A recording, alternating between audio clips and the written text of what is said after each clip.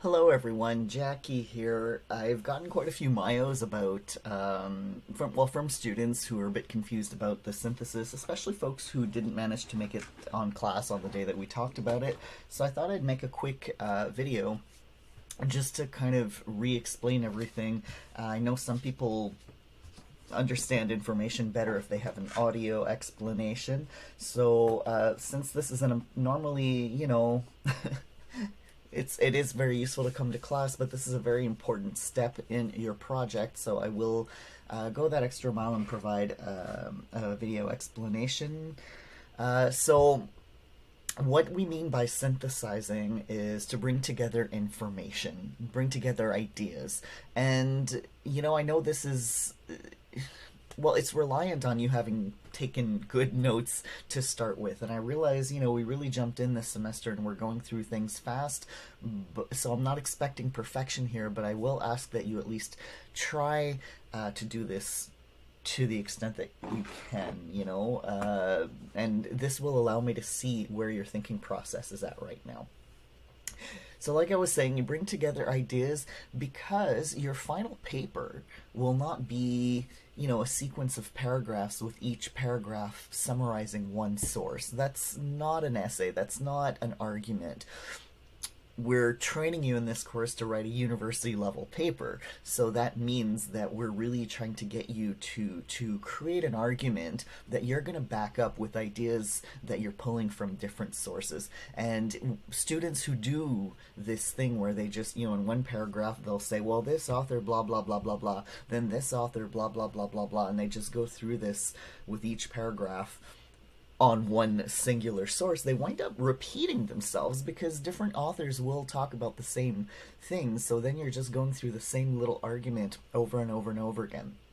So when you get to university, you won't pass your essays if that's how you do it. So I wish somebody had taught me how to do this before university. So I'm trying to give you this skill right away.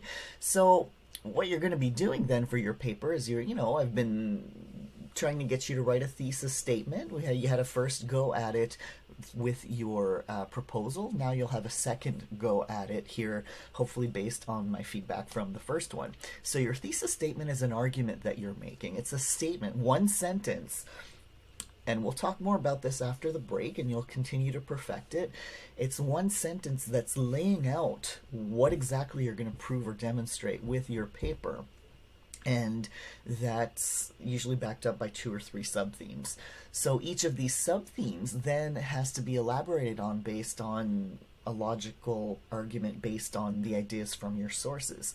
And for each of those ideas, you're going to be bringing together what different authors have said about it. So kind of like our little exercise we did in class when we were pretending that we were trying to prove to somebody why action movies were good. You wouldn't talk to a person for an hour and just, talking about 20 different movies and everything that happened in them one after the other.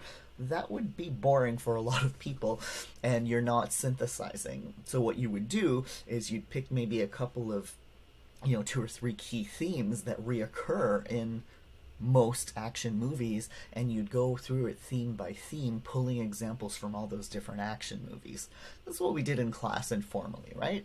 So here are the steps involved in synthesis. First of all, the thing I've been making you do almost every week for the past few weeks, handing in sources with your notes, it starts there. Right? So active reading and note-taking is the first step of this. You can't synthesize information that you don't have, or that, you only have little bits of. So for this, if you're still struggling with that, I'd invite you to go back and see Kim's presentation. It's under distributed documents in the APA and writing resources section, and I'll just go to it right now so that you remember what it looks like. And here we went over some tips, and we said, highlighting is passive reading, but then she went on to talk about active reading, where you're having a dialogue with the text. And the first 2, there are 4 different strategies that she laid out, starting with margin notes, which is a little bit more active than highlighting, but still not quite enough. You would want to move on to, for example, outlining in your own words, which Okay, there we go. So here, having like that's why I keep when people hand in notes that are just a bunch of paragraphs, I usually say, well, you're gonna have trouble later on finding information. The idea of notes is, if you can get to this, outlining in your words, and you see here how there are different levels, right? When I talk about a hierarchy and using point form, this is what I mean. So here you have, a general idea, and then here at 1A, there's a concept maybe that applies to that general idea, and then you have some more specific points here that apply to this concept in 1A. Then here at 1B, you have a second main concept that applies to this general idea, and then you might have other subpoints underneath. Then here's another big general idea here, and you continue with that tendency here. And you can see some examples here. They don't necessarily have to be numbered in this way, but some people do, right? Some people just underline the main thing and then have some little subpoints. So, that if you could get to there for your basic note taking for your individual sources, that's really good. And as you read more and more sources, and you have one, see, I'm doing it here, and my instructions are always in this form, except I have full sentences, which in your note you won't necessarily have. So for 1B here, as you read more and more sources, you're going to start already noticing some trends. So say you're reading your 5th source this week, or in a couple weeks you'll be reading your 7th source. You'll already go, oh, you know what? I've already read like 2 or 3 sources where they all talk about multi-generational trauma, for example. Okay, so then you can already start, sometimes you'll get used to remembering some of the authors too. It's like, oh yeah, so Wong 2017 talked about this too, or wow, this author is saying the opposite of what Gagne said. So you might write contra Gagne, and in your own notes you can have little margin notes so that you kind of remember to make those connections as you go along. And if you don't spot them right away, that's fine, because you're going to look at these notes again when it's time to synthesize them with the other sources. So that's your first step, right? Active reading and note-taking, that's crucial to be able to synthesize. If you haven't been doing active reading, you've just been doing passive reading, synthesis is going to be really hard. So then the second step is when you're comparing your multiple sources, you're making it a point to kind of lay them all out and look for patterns. So here, one way you could do that is to make lists of themes that are repeated in multiple sources. So for example, there's a couple of ways you can do that. And that depends on how your brain works, what works for you visually. You can try one, and if that doesn't work, try the other. So steps 3 and 4 of Kim's presentation here are 2 things that I recommend experimenting with. So one, you can create a chart. So here she had an example of a chart where, it's just relating to one book, and it's chapter by chapter, and you have these rows here. So for each chapter, you fill in this information. Here she has one that's more useful for our purposes, where you see you have here authors, and notice that the date of publication is always there, because you'll see sometimes you have the same author that comes up twice, but with different articles or books, so you have different dates. So they're all listed here, and you don't necessarily need, origin and type of source for an IP course. Maybe in the future you might. You adapt these charts to what you're working on. For us, you'll see back in the instructions, I give some suggestions on some of the headings to put here, but in our case, the major themes and supporting points might be relevant. You have other examples here. If charts don't work for you because your brain doesn't work that way, try concept mapping. Concept maps are something you can do for each individual source. I've already seen some students, when they hand in their notes, they're actually doing concept maps as their notes. That's great if that works for you. Then when you synthesize, you can create a concept map that brings together information from all your sources. That's a little bit more advanced even than a chart. Kim suggests that you do both the chart and the concept mapping. I'm not asking you to do both. I'm asking you to, pick one, whatever works for your brain, and that's how you can synthesize all your different sources. So she has examples here of concept maps. Some people like them, going from top to bottom. Some people prefer this, having a central idea and going off in different directions. Some people like it circular. Yeah, it really, again, it's very individual. There's no one right way to do a concept map. Okay. What I do, and some people, there are different apps here she's mentioning that you can do them electronically. You can do them in Word, but it's a little bit awkward. So what I suggest when you're starting, you can work on paper. If you have Post-its, you can use Post-its for all the different themes here, because then you can move them around, and that makes it a bit easier. But if you like exploring online platforms, I guess this is one you could explore for a concept map. For charts, if you prefer a chart, you can use a spreadsheet. If you do things by hand, whether it's a chart or a concept map, you can take a picture of it and insert it into your Word document. So, here you're comparing, you're coming up with lists of themes that are repeated in multiple sources, and regardless of whether you pick a chart or a concept map, you're aiming to identify specific themes that the different authors address. So you're looking for similarities and differences between your different sources, and you're looking for connections between them. What you're going to find, and we talked about this in class, for example, is that you'll have certain works, especially books, that have a lot of information. They give a bigger overview of, say, for example, the history of residential schools, with the dates, when they were created, who was involved, why, what were some of the specifics. And then you might have other sources that go more into detail about maybe the political and historical background, like what led to this, for example, the Indian Act. You might have other sources that talk about in more detail about what happened in the schools to the kids, so like survivor testimonies. You might have articles. There are a lot of articles out there that talk about the impacts on people's lives after they left those schools, on their physical health, their mental health. Then you have other sources that talk about the longer term impacts, discrimination in the workplace, social stereotypes, intergenerational trauma. So you're seeing how you're filling gaps, or you're looking at how different sources kind of come together. So for these steps of the synthesis, I actually created another document here that I put on distributed documents as well. It's called How to Synthesize Your Notes. Okay, and that one is also in distributed documents. It's all under project information.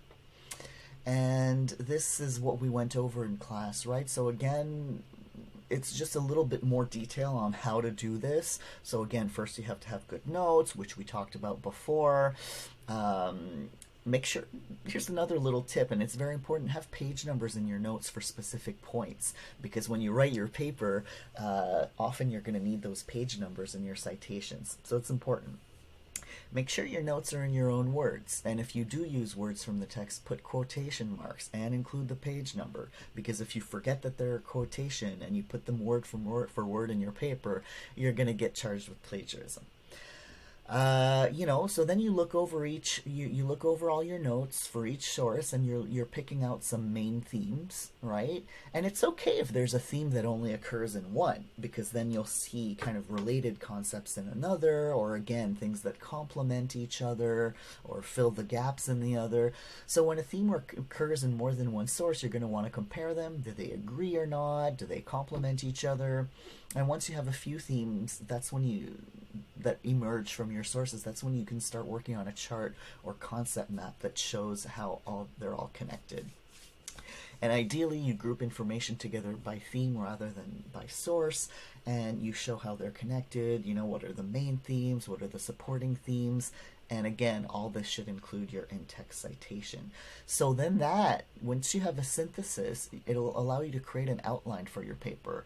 Again, you're not going to have all your sources at this point. That's fine. We're just getting you started. And it's useful to start doing this before you have all your sources. It's less overwhelming because then you know what kind of information you're going to need to find in future sources. So you'll be able to target your search more.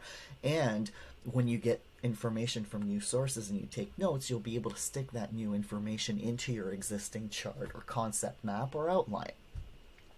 So this was just the practice we did in class. You can try it out if you weren't there. If you want to practice run, what we did in class is we pretended that sections 12, 13, and 19 of our textbook were different sources by different authors. Clearly they are not, but we were pretending for the sake of, practice.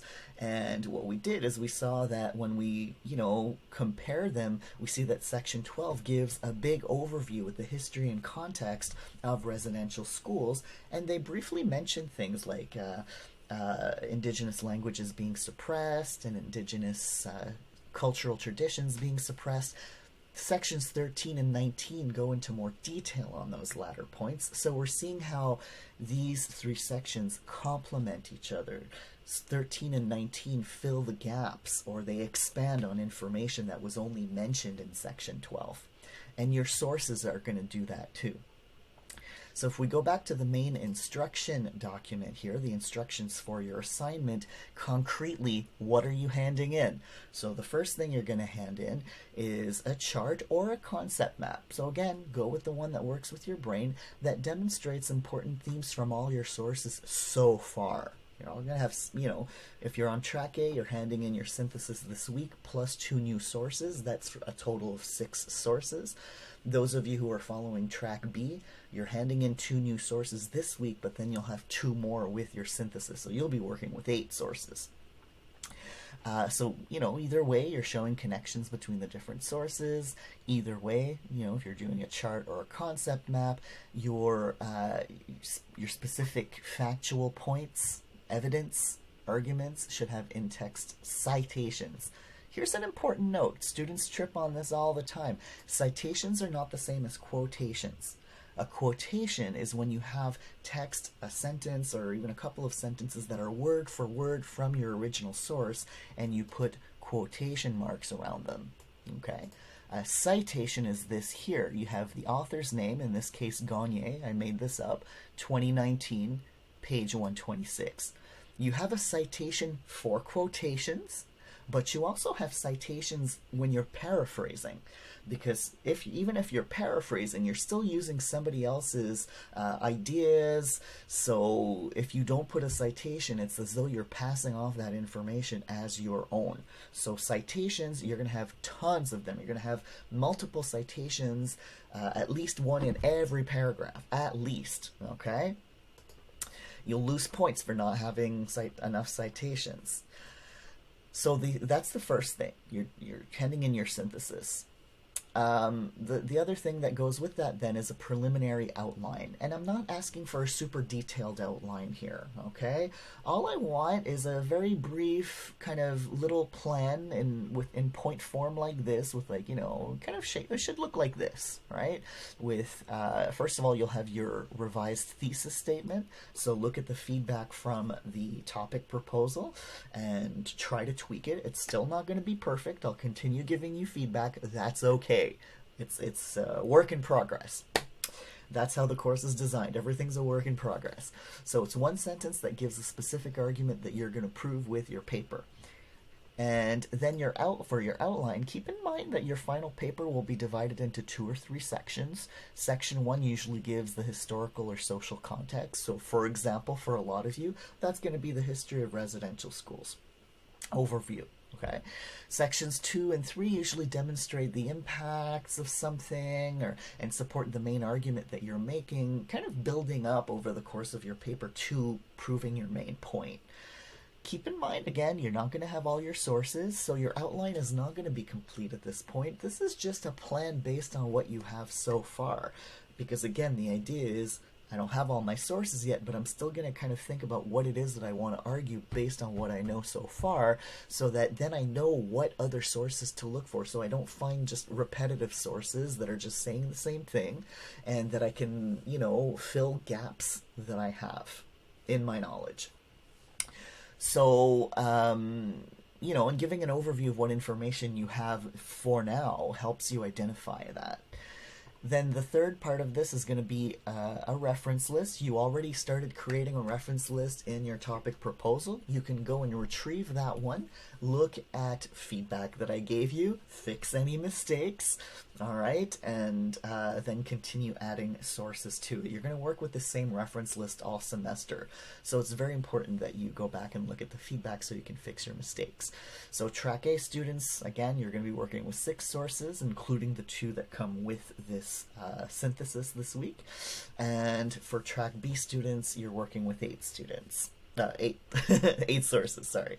So here, folks, remember to look at this before when you're working on an assignment. I always put the assessment criteria. This has, this is how you're marked for this work. So here, what I'm looking for, your chart or concept map, is that it demonstrates a careful selection of ideas from all your provided sources, okay? That you're kind of picking what's important in each source and bringing it all together. And that, and this is 8 points. Okay, 8 points out of 20, so that's significant. And this other point here is also equally significant. For another 8 points, you're showing connections between the different sources. Again, you don't just have a list of sources with the main points of each. Even if you're doing a chart, your chart is going to start that way, but then you'll have, you're going to show connections. And I actually show some samples in this same document. The chart or concept map and the outline all include APA style in-text citations. Again, you'll see that in the examples. It's only 2 points, but that's important. You got to get used to it for your paper. And finally, the reference list also includes corrections based on feedback. I'm going to check this, and if you just hand in the same reference list entry as the last time without having fixed anything, you're going to lose marks. Okay? The assessment criteria for the 2 sources, that's marked separately, not in this 10%, so go look at the note-taking sheets. Keep in mind feedback I've given you on previous note-taking sheets. A lot of you are forgetting to provide some information, and you're going to keep losing points, and you'll actually lose more points as time goes by if I have to always tell you the same thing. Here are the just submission instructions, okay, on how to submit your stuff. For most of you, it's going to be this. You're doing it electronically, and you're going to stick it in assignments in Dropbox. If you do it by hand, you can just bring it to me in class. Make sure you come to class on Friday to get it back, because then it won't be useful for you. So here are some samples. If you scroll down, I'm not going to go in detail, but just this is actually from my PhD dissertation, so it's an example of what writing based on synthesis looks like. So you'll see here, this is, something within a chapter, so there's no introduction here, all right? This is just an excerpt, so this is part of a bigger chapter of a 340-page document. So you'll see that in each paragraph, I'm not just focusing on one. So it happens sometimes, but most of the time, say I have a topic sentence here. Primary among the tenets of social cultural studies on drinking is that drinking is a social activity. And then I give some examples from different sources. Heath has argued that solitary drinking is rare outside the West. Additionally, Mandelbaum stressed the importance of understanding social relations. And then Douglas said this. So see, there's one theme in this paragraph, and then there's what different authors have said about it. I don't have a whole paragraph on Heath, and a whole paragraph on Mandelbaum, and a whole paragraph on Douglas. This is synthesis. So then I elaborate on sub-themes related to that one. So if drinking is a learned social activity, it means that it is informed by social norms or rules that prescribe behavior. And then I give some extra information. These norms dictate the context in which drinking is appropriate. For example, and then I give, work from different sources as well.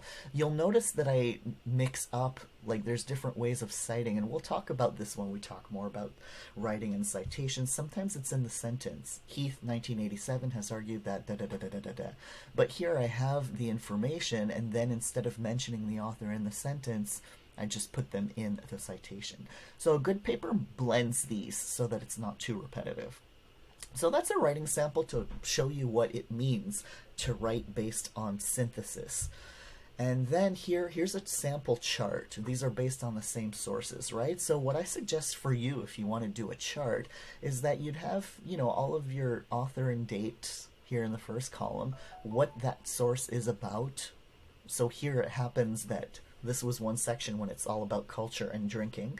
And then, supporting points that come out. I would probably have more than that. This was really just a sample, so maybe you'd have others here and you just add a few within that box. And then, for my synthesis to happen, I'm showing similarities to other sources. See?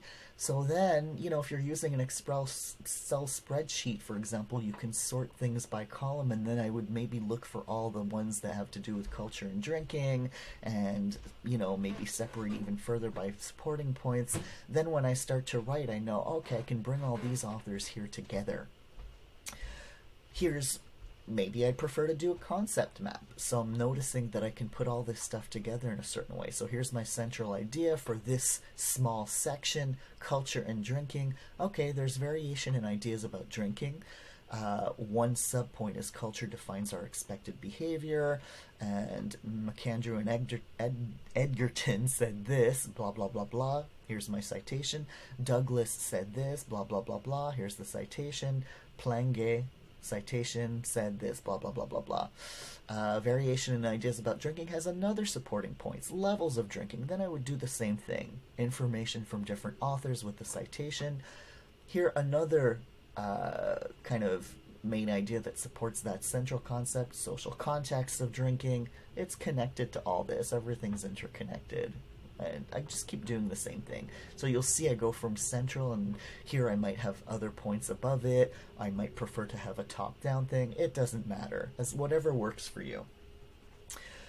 Sample thesis statement. It's one sentence, all right? And this is based, again, on this is, a thesis statement for this one little section of my writing. If you were going to write a whole paper that is broader than this, then you'd have a different, but I'm pretending that little page that you saw just above is a paper. So my thesis statement for that little paper would be: anthropologists and other social scientists have applied a different theoretical standard to the phenomenon of indigenous drinking compared to other patterns of drinking. Oh, yes, I spoke too soon, because this is actually about the bigger chapter. The 30-page chapter in my dissertation that has my literature review shows that anthropologists and other social scientists looked at drinking in general across cultures around the world in one way, but when they looked at indigenous drinking, they used different theoretical models that were more stereotypical. So that's what I'm proving in that chapter. So that page you saw was just one small part of that supports this first part of the thesis statement. So that's what you want to do. Your thesis statement is about your whole paper, but then in your different sections, you're going to be more specific. And here's a sample outline, right? So you might have a title for, or what my subtitle is going to be about. And then, main points of this section. I might have, 1 or 2 or even 3 supporting ideas depending on the section. It doesn't have to all be the same length. And then you can add more if needed, or if you're dividing your paper into 2 instead of 3, then each section is going to have more of these supporting ideas. And you don't need this many supporting points for each. Sometimes you'll have 2, sometimes you'll have 4 or 5. It really depends on what you're writing. But this is just basically what it looks like. Finally, references. These are the references that you saw in that sample piece of writing about. This is from my PhD dissertation. So notice you have different kinds of sources, right? This was from a book, and the book title is Alcohol, the Development of Sociological Perspectives on Use and Abuse, but this sociologist named, his last name Bacon, had an article in that, and the editor of that book was P.M. Roman. Okay, so this is all information you have to put in this format. Again, another article in an edited book. There's a lot of those in the kind of work that I do, all right? But occasionally you're going to be dealing a lot with journal articles. So like this, a lot of yours are going to look like this, except that, as is noted here, I've been working on this for 12 years, and when I started, most of this stuff was still on paper, or some of it was online, but I was still looking at the paper copies. For you, you're going to add a DOI number at the end here most of the time, or a web address, a URL. Notice the use of hanging indent here. Okay, I'll make a separate little video on that, but if you're looking at this, you don't have to look at that other one because I'll show you, like I showed you in class. You select your entry, okay, you highlight it, and you right click, and you go to paragraph. And then here, where it says special, you select hanging, and it just does this automatically. It's better than doing tab at the second line, because if you do tab at the second line, if ever I start typing in here, it's gonna mess up your stuff. Whereas like this, I can add comments directly in it and it won't mess up the spacing. Okay? And finally, you know, here's a guide. Like, look at this guide for APA to find how to put your specific source in there. So that's it. This has been a half-hour video, but hopefully, again, for those who missed class and you didn't get all this information, hopefully this helps. If you were there but you're still confused, hopefully this helps as well. If you have specific questions about any of these things, you know, don't write to me and just say, I don't know what to do. Please at least look at these documents first and tell me what exactly confuses you. I'll be happy to help.